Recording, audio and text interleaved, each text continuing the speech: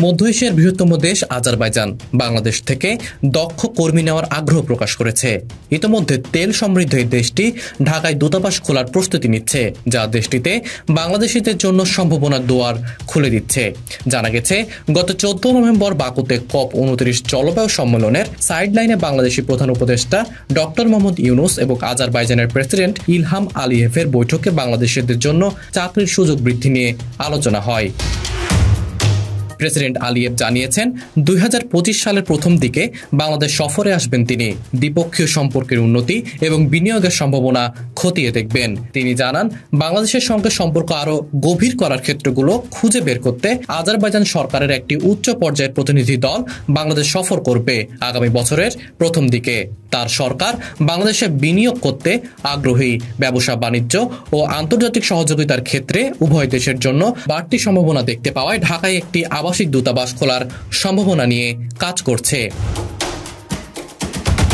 আজারবাইজানের প্রবাসী বাংলাদেশিদের প্রত্যাশা, আজারবাইজানে বাংলাদেশ হাই কমিশন প্রতিষ্ঠা করা গেলে আরও উপকৃত হবেন তারা। যদিও শিক্ষার্থীরা বলছেন, সেখানে পড়াশোনার পাশাপাশি খণ্ডকালীন চাকরির সুযোগ নেই। বর্তমানে আজারবাইজানে প্রায় 1000 বাংলাদেশি প্রবাসী কাজ করছে। সাশ্রয়ী ব্যয়ে উচ্চশিক্ষার জন্য দেশটির রাজধানী বাকুর বিশ্ববিদ্যালয়গুলোতে পদচারণা বাড়ছে বাংলাদেশি শিক্ষার্থীদের। জ্বালানি বাণিজ্যের পাশাপাশি আজারবাইজানের উল্লেখযোগ্য খাত জাহাজ নির্মাণ শিল্প, যেখানে দক্ষতা দেখিয়ে চলেছেন প্রায় 500 বাংলাদেশি কর্মী। বর্তমানে নতুন সম্ভাবনা উঁকি দিচ্ছে বাংলাদেশি কর্মসংস্থানের ইস্যুতে। তবে ড্রিম ট্রাভেল এজেন্সির সিইও একটি গণমাধ্যমকে বলেন, এখানে শিপইয়ার্ড এবং এগ্রিকালচার সেক্টরে কাজ আছে। বাংলাদেশ থেকে কেউ কাজের ভিসা নিয়ে আসতে চাইলে বিভিন্ন শিপইয়ার্ড কোম্পানিতে সিভি দিতে পারেন। অভিজ্ঞতা দেখাতে পারলে চাকরি পাওয়া যায়। SBM মেরিল অ্যান্ড লিমিটেডের জেনারেল ম্যানেজার গণমাধ্যমকে বলেন, দূতাবাস না থাকার কারণে মালয়েশিয়া শরণাপন্ন হতে হয় বাংলাদেশিদের। যেখানে 1 মাসের লোক আনা যায়, সেখানে 3.5 মাস বা 4 মাস লেগে যায়।